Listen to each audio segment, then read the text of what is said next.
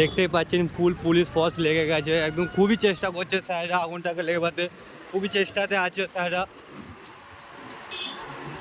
এই অবস্থাটা খুবই খারাপ বলতে গেলে, একদম কিভাবে যে লেগেছে কেউ এখন সঠিক বলতে পারছে না যে কি হলো ব্যাপারটা। ও মাই গড, পরিস্থিতি দেখো গাইস, খুবই খারাপ গাইস পরিস্থিতি।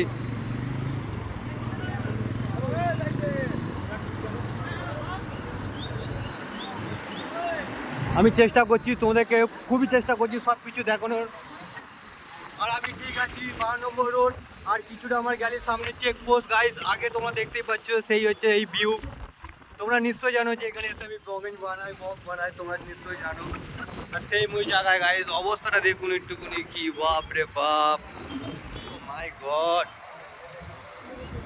গাইস, ধোঁয়ায় কিছু দেখতেই পাচ্ছি না, কোনো মানে কিছু দেখাই যাচ্ছে না। তোমরা নিজেও দেখো একদম পরিস্থিতি এত এত খারাপ, এত খারাপ ধারণার বাইরে।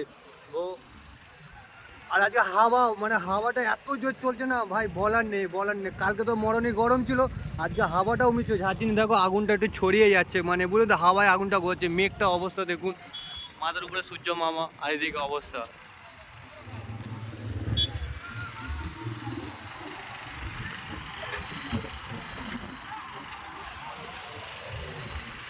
দুনিয়াটা না আগের মতন আর নেই বললেন।